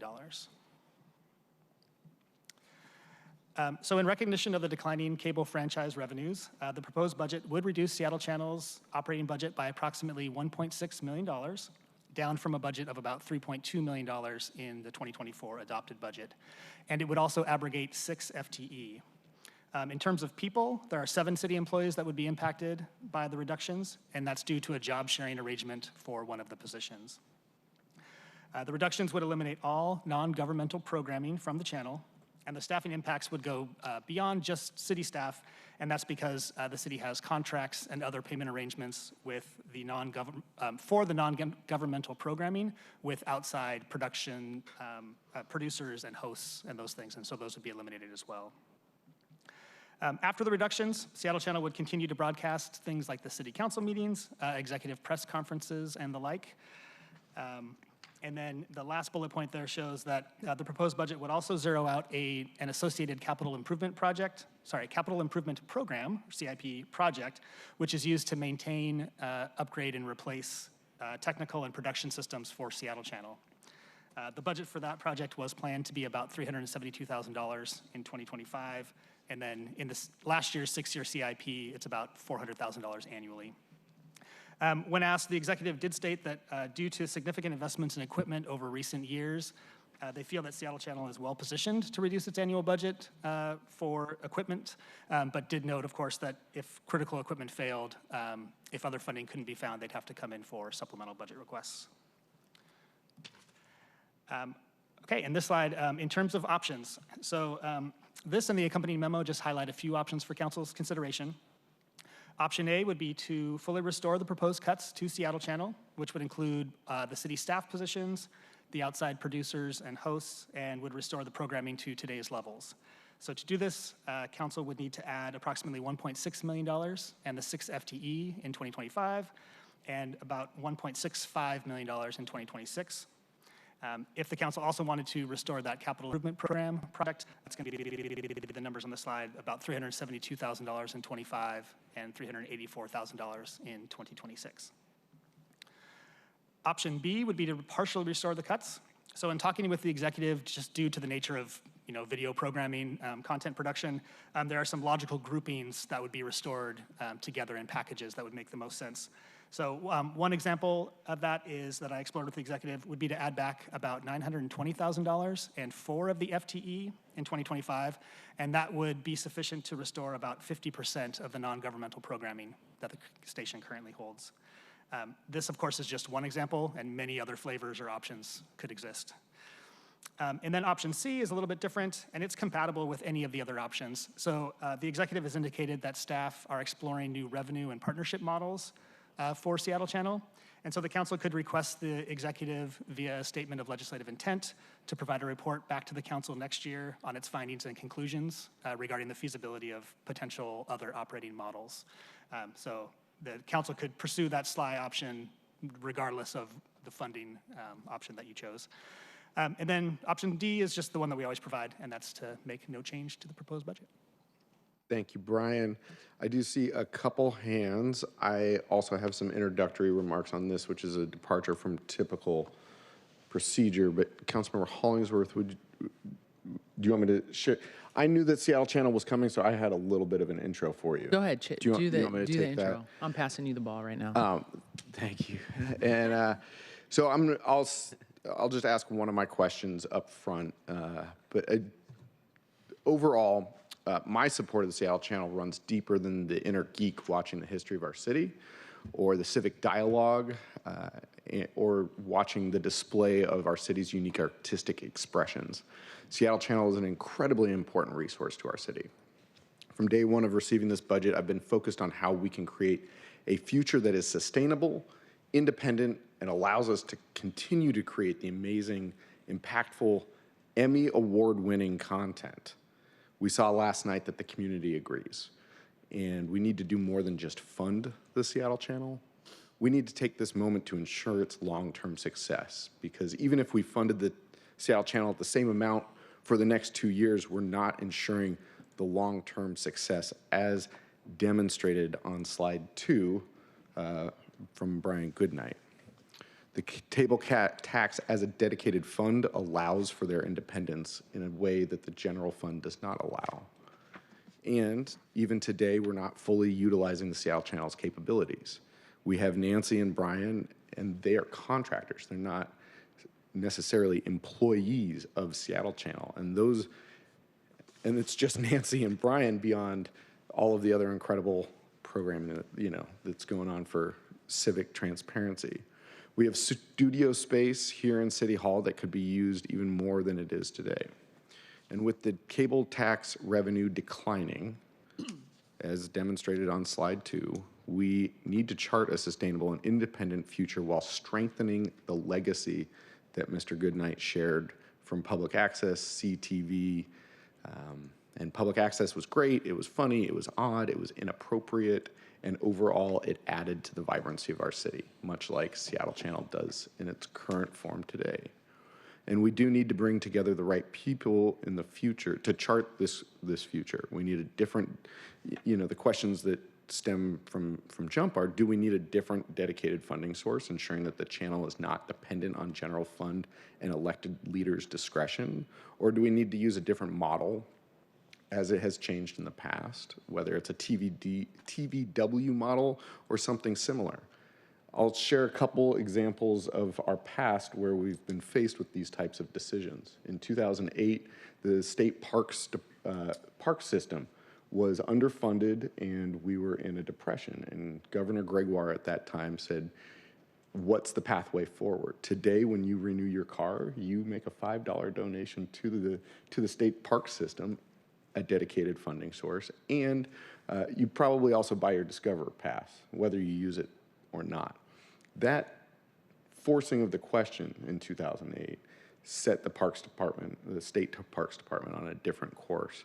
Similarly, with the Seattle Chinese Garden here in the city, our sister city relationship with Chongqing is one of the oldest of our sister city relationships. And in the 1980s, when there was international tension between our nations, the city separated their direct ties, and now it is a nonprofit that works both with the Seattle colleges, with the Parks Department, with our city and others, and they're still upholding their legacy. And so what is clear to me is that the Seattle Channel programming and infrastructure is incredibly important to our city. Don't take my word for it. They're Emmy award winning. Funding the channel alone doesn't answer the question before us. 3, if I'm successful, by the time I leave council, Seattle Channel will have increased programming and the utilization of their studios. And most importantly, we need to uphold the legacy of this important public programming. That's my statement, Mr. Goodnight. My question is, building off of that, you mentioned that the executive indicated staff are exploring new revenue or partnership models. Do we know how far along this process is, what the alternatives are? I ask this because we know when TVC became the Seattle Channel, they started creating original programming in 2002. That was a result of the recommendations from the Seattle Commission on Electronic Communication, which was made up of local journalistic experts like David Brewster. It's David Brewster Day next week, and many others. If we're in another transformative moment for the Seattle Channel again, it seems like we would benefit from this expertise and advice. Thank you, Mr. Chair. It's possible that Director Eater has a status on where they are. My understanding was that they're not very far along. That's my impression. Alternative models, they did provide a little information on what that could potentially mean. So it could be forming a consortia with other governments, libraries, the school district, that sort of thing. The model of TVW is one of them. They have a special funding situation, which the city isn't allowed to fundraise for itself, but an alternative body like the Seattle Parks Foundation could be set up. And then the other one would be to pursue a partnership with some other type of nonprofit. So those are some of the ideas that they threw out initially, but I'll turn to Director Eater in case he has a update on status. I do not have a lot more information than Mr. Goodnight just put on the table. I know that there have been ideas and some nascent discussions about the possibility of folding the Seattle Channel in with other public access channels. Public access is probably the wrong word. Publicly funded television channels. But I do not know the status of those conversations, nor whether they are expected to bear fruit. I think it's too early to say at this point. Thank you. What I can say is that I know with TVW, for instance, in Olympia, it is a public-private partnership where they are able to, it's like a KEXP of transparency in government, where they can run, a clip with their sponsor, but there's not movement, much like the signs at Climate Pledge Arena. They can have static, but they can't move, right? And so there are ways that we can have other funding sources support this amazing programming. Like with all of my priorities, the ease of funding, and this is a top priority of mine, the ease of funding any of our priorities will depend on the revenue forecast next Tuesday. But I just flagged for you colleagues, this is the background of where we've come from, where we are, and the future that I see us able to attain. With that, Councilmember Hollingsworth as chair of the committee, and then I'll go to Councilmember Kettle, Councilmember Rivera, Councilmember Wu, Councilmember Moore. Thank you, Mr. Chair. Just voicing my support for our Seattle channel. It creates transparent access for our community. And a lot of people don't know the difference between transparent access and access. Access is you can go online and find different articles from people that it's their perspective, it's their angle. You know, sometimes it has a paywall, sometimes it's a blog, whatever. But transparent access with our Seattle channel is based on facts, information. It's also no angle. It's just, you know, a balanced approach that I think is incredibly important, considering, you know, all the things that are going on in our news cycle and information. And so many people have obviously emailed a lot of us about the importance of our Seattle channel. So just fully supportive of our Seattle channel in that aspect. And then the other two things I wanted to bring up, and I know Council Chair Strauss brought this up, the long-term success of finding how are we going to figure out the long-term success of it to be sustainable? Because I don't think there is so much potential with our Seattle channel that we just haven't tapped into. And I know especially for a lot of young people, you know, they go to the Seattle channel to get some information, or I'm always constantly telling people, hey, go watch this interview or go get some more information, or this is where you can get just the facts. And so just wanted to throw that out there. And last but not least, and I know that other cities have failed on this approach because we've seen cable cutting go down since 2019, and California, Nevada, some other states, they've tried to tap into the streaming services revenue to try to say like, hey, we're entitled to that because you're using you know, public right-of-ways to be able to provide the service to folks, but would love to figure out different ways we can explore models, whatever social enterprise that we can think about for the Seattle channel to be able to be sustainable for the future, because I just see it growing from here. It's one of the only channels that we offer in the country that offers this type of content and information, and I just want to see it keep going and growing, and I think it's an incredible asset to our city. So anyways, don't really have any questions. Looking forward to, you know, diving into these options. The no change one, option D for me is a no, but like the other ones. So anyways, thank you, Mr. Chair. Amen, Chair. Councilmember Kettle, Councilmember Rivera, Councilmember Wu, Councilmember Moore, Councilmember Saka. Thank you, Chair Strauss. I'm used to hearing Seattle Channel is being introduced as the award-winning Seattle Channel, partially because of you. And thank you also for the KXP shout-out as an amplifier of KXP. I appreciate that. I also support KOW, KNKX, KCTS. There's too many K groups out there. Two things I wanted to say. One is, just looking at the landing page for the Seattle Channel, we live in a time where our democracy is at risk. And I say this as someone who's served in the intelligence world, the information warfare world, and I recognize disinformation and misinformation that's been going on around our country, around the world, but our country. And I don't say that lightly. Our democracy is at risk. And I think just looking at the landing page, you see the importance of the Seattle Channel in the sense of, it's a Seattle Channel, but we're impacted by who the lands commissioner is, who the governor is. And so you see lands commissioner candidates debate ahead of November election. The Seattle and King County Video Voters Guide. You can learn a lot more. The pamphlet is huge, but the video voter guide is, adds that extra dimension of like, okay, this is what you're saying, but how are you saying it? All those little pieces. And then you go down and, the two major party state chairs are here. And, the transportation levy, massive. And there's different pieces out there on this. It's not getting a lot of play, but this transportation levy, piece here on the Seattle Channel is huge with respect to the levy and how important the levy is for all our very diverse needs, transportation needs that we have in our city. And of course, most importantly, the one at the bottom that features Inside Out, that features Councilmember Hollingsworth and I, along with Mr. Callahan, the moderator. But the bottom line is we need to have good information. We need to have neutral information to combat what's happening in our country as it relates to, again, disinformation and misinformation. And that needs to be part of the conversation and part of the calculus.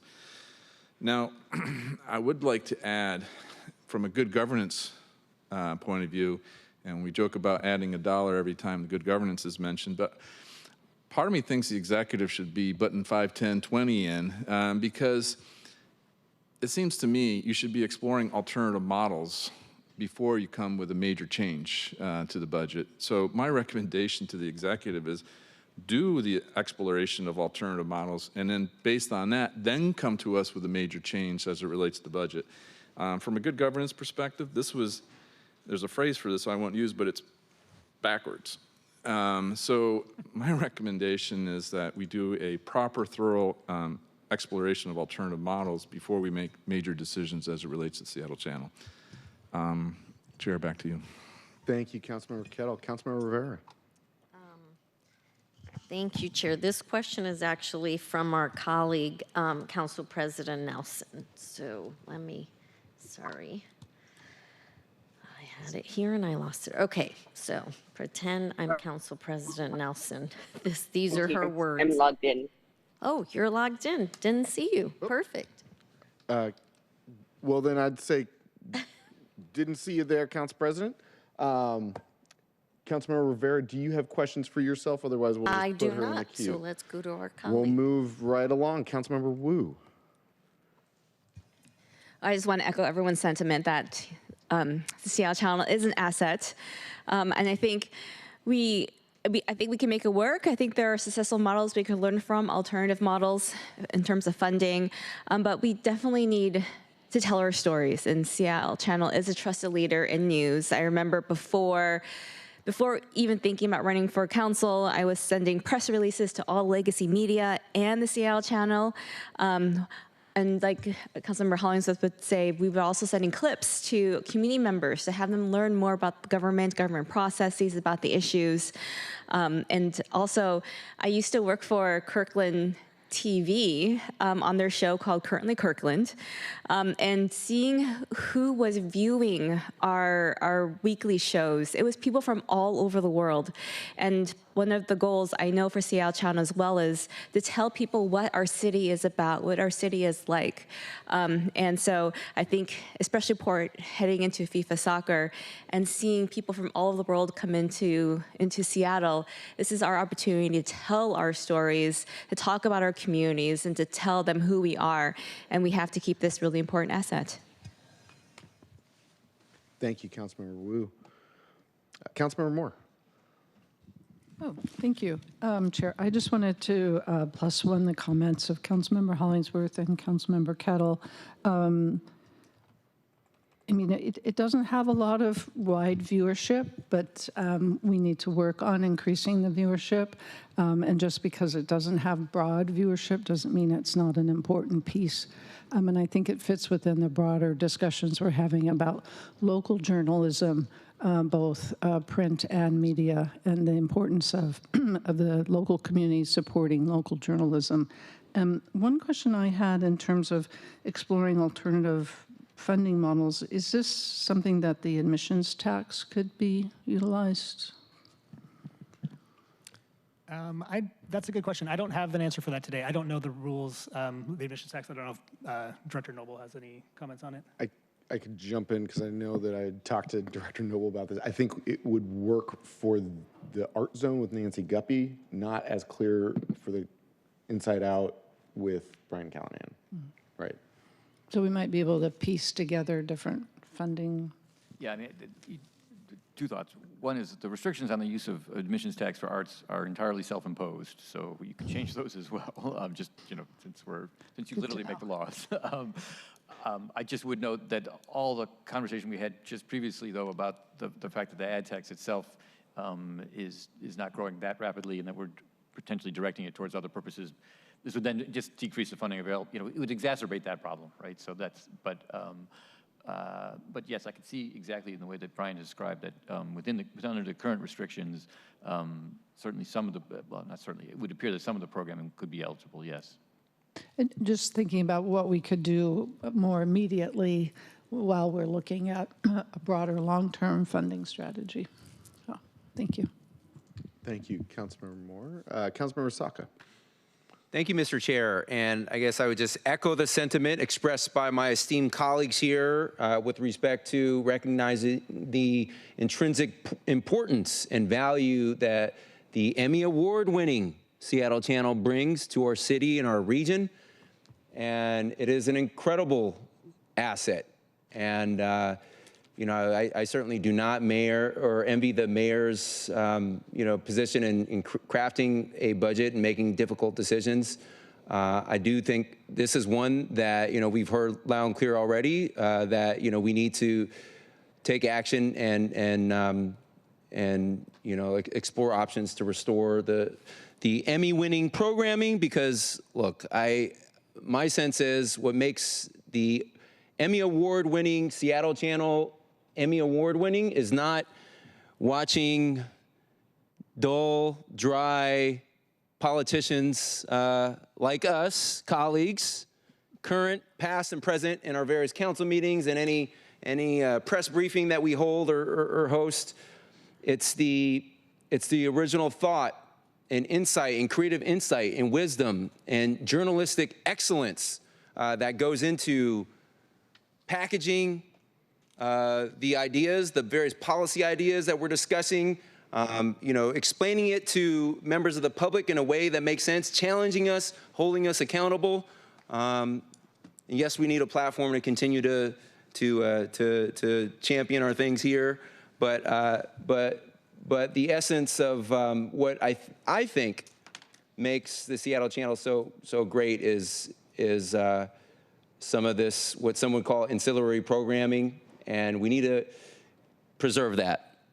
And that doesn't mean that any city department or agency or program, we shouldn't expect and work with them to achieve better metrics and higher, we shouldn't stop at trying to seek higher ratings and view, that's still important too. It's not nothing. But just because, as Councilmember Moore said, it's arguably somewhat lacking, doesn't provide a sufficient enough basis, at least in my mind, to do what's being proposed right now. And so, yes, let us look,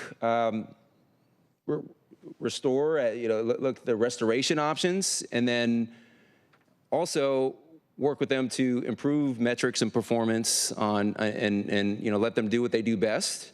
And like I said, this is not an either-or situation. Yes, and let us also explore alternative models and how we can make the longer-term funding for this more sustainable.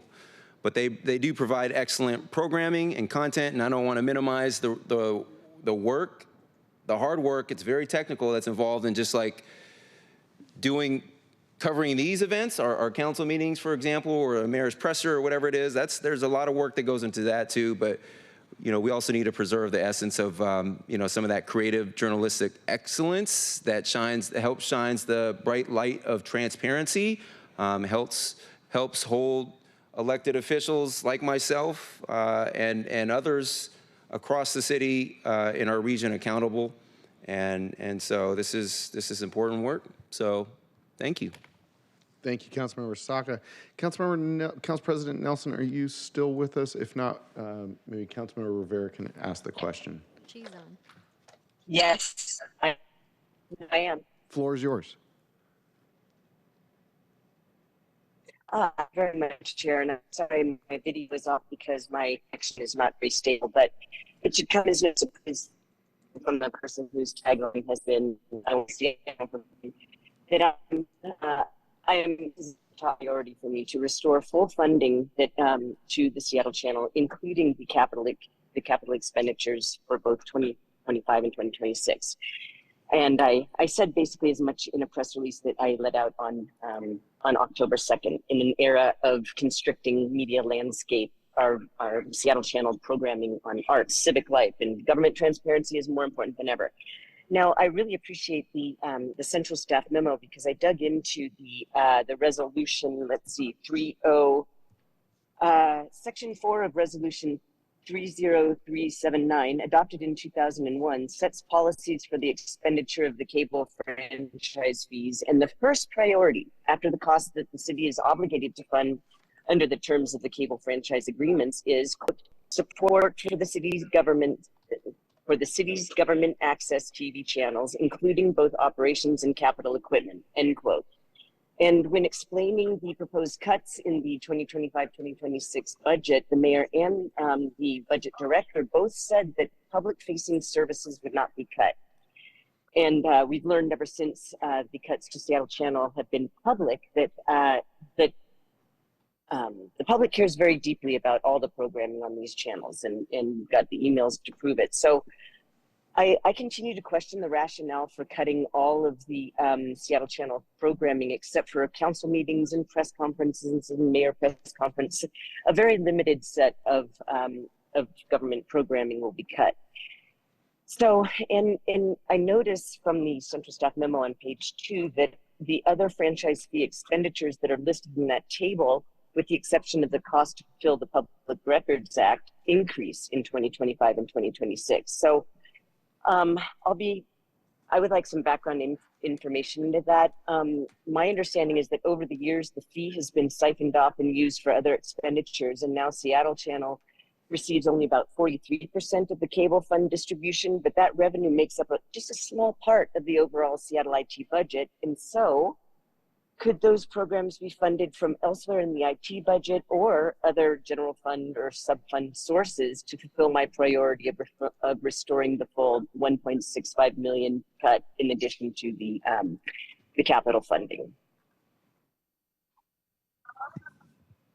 That is a question, and I can take it offline if you would like.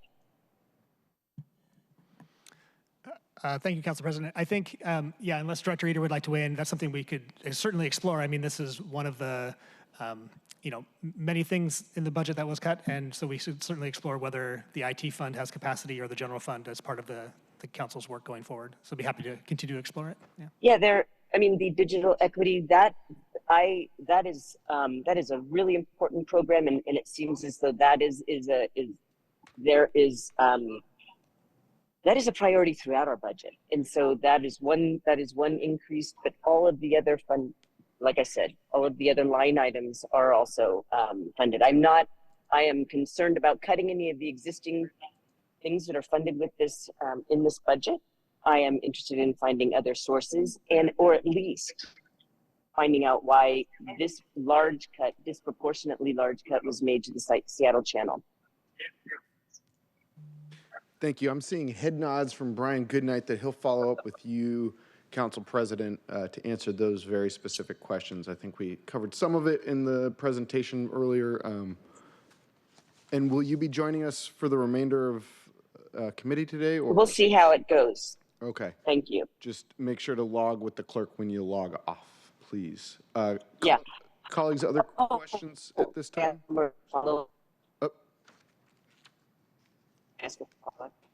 Council President, are you unmuted or are you still trying?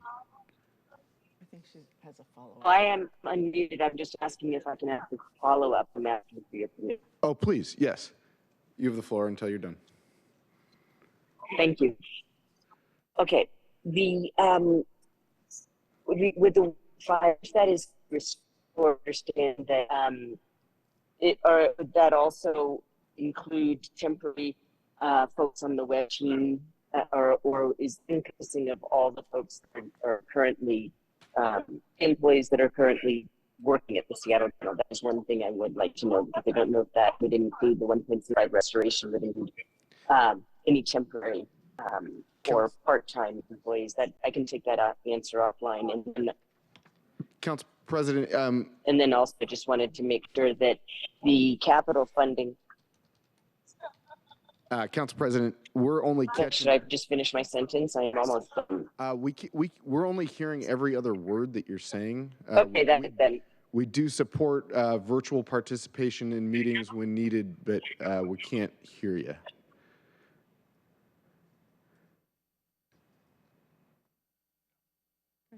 Clerk, it looks as if Council President has left. If she re-logs in, just note it for the minutes. And it sounds like Brian and Director Noble, if you could follow up with the Council President afterwards. Absolutely. Councilmember Rivera. Thank you. I just want to actually lend my voice of support for the continuation of the Seattle channel in full. I will say that I appreciate Councilmember Saka's point. It's and, not or. We need transparency and so coverage of what we do, including, I will say, last week I had an evening public safety meeting and the Seattle channel was there to cover it. There were many, even though it was in the evening, folks have families and they can't always attend, and some people work. And it was great that they were there to cover that and then post it and so people could listen to the forum. And so that is a great way to provide transparency and information to people. More information, as Councilmember Moore was saying, for people is important, not less. And also I've heard from constituents who very much appreciate the additional programming, such as the beloved Art Zone with Nancy Guppy and also Bookless, both of which are arts programming, and is really important, especially for, you know, a lot of folks who aren't streaming and who are really relying on Seattle Channel and other public programming to get their information and also their, like I said, their programming that is not news-based, if you will. So for those reasons, I too will be supportive, and I just wanted to lend my voice to my colleagues. Thank you. Fantastic. Councilmember Hollingsworth, anything else to close us out? I've just got a brief wrap up if you want it.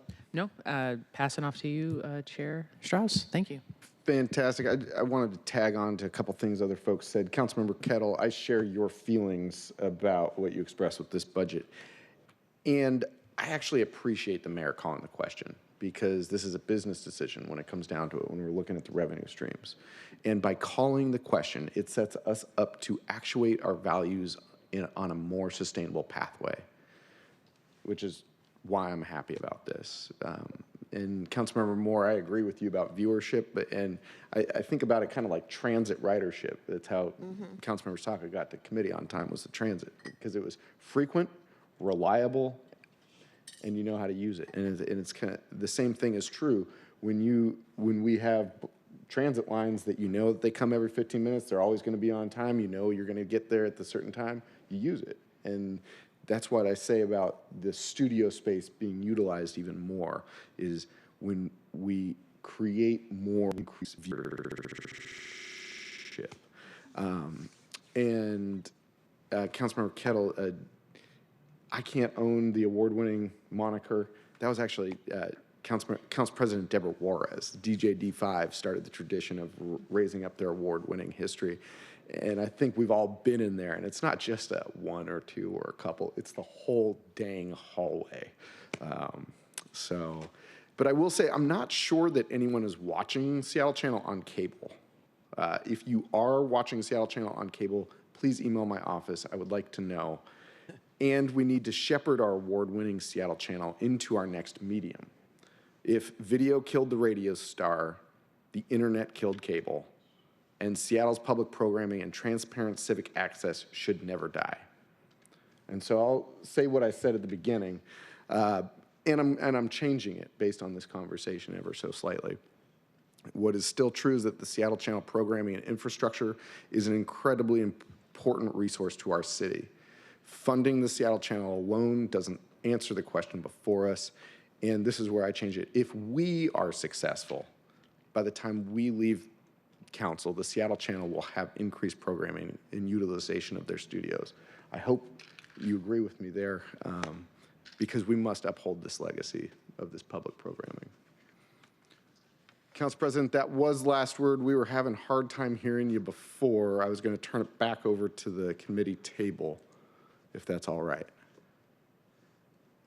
Yeah, I was just going to ask if Councilmember Rivera would read what I said if it wasn't legible, but I will be sure to distribute my comments at a different point. Thank you. I think she did. I don't.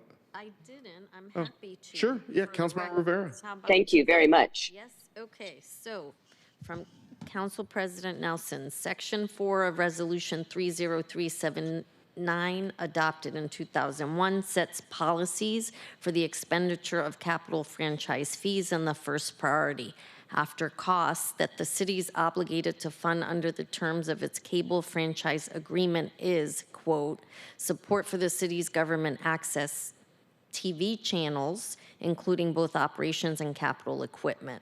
When explaining the proposed cuts in the 2025-2026 budget, the mayor and CBO director both said that public-facing services would not be cut, and we've learned since the cut to Seattle Channel became public how important the arts, civic life, and government transparency programming is to our constituents. So what is the rationale for cutting all Seattle Channel programming except council meetings and mayor-council press conferences when all of the other franchise fee expenditures listed in the table on page 2 of the central staff memo, with the exception of the cost to fulfill the Public Records Act, increase in 2025 and 2026? That's the question. Over the years, the fee has been siphoned off and used for other expenditures, and now the Seattle Channel receives only 43% of the cable fund distribution, but that revenue makes up a very small part of the overall Seattle IT budget. Could those programs be funded from elsewhere in the IT budget or the general fund to fulfill my priority of restoring the full $1.65 million cut to the Seattle Channel and add back the $372,000 and $384,000 in capital funding in 2025 and 2026, respectively? And that is the end of the questions and her comments, but I think she wanted to make sure we could clearly hear them since the connection was not as great. Clearly on the record, Director Eater, Director Noble, or Mr. Goodnight, if you're able to respond, or if you'd like to take that onto SharePoint or on a one-on-one briefing, there is quite a bit in there. I think from the executive's perspective, we'd be happy to follow up with the council president and with the rest of the council through the SharePoint exchange. I'll just say I appreciate the chair's comments. I think this does call the question. I've heard the answer from the council. To the extent that there is additional revenue and you all are able to backfill this spending, then you all will make that choice and we will support. Thank you. And I will just again end with calling the question has led us to where we are today. And that is the One Seattle approach, because there's only one Seattle in this world and we are one Seattle. I know it's corny and it's true. Any other comments from the table on Seattle Channel today? With that, colleagues, we're getting into recess a little early, which I know no one is going to be upset about. And so we will still rejoin this meeting at 2 p.m. because that's when Seattle Department of Human Resources and Seattle Department of Construction and Inspections they have on their calendar to return. And so with that, unless there is any other business, if there's no objection, the Select Budget Committee will be in recess until 2 p.m. Actually, hold on, I'm going to ask Ben Noble, should we move it up at all since it's 2.5 hours? I think we're okay. I mean, I think, and again, people probably have schedules set. So it's always a challenge for us to know exactly how long these briefings will take. But and there's still some flex time in other days as well. So I think we're fine if we started. Great. If there's no objection, the Select Budget Committee will be in recess until 2 p.m. Thank you, everyone.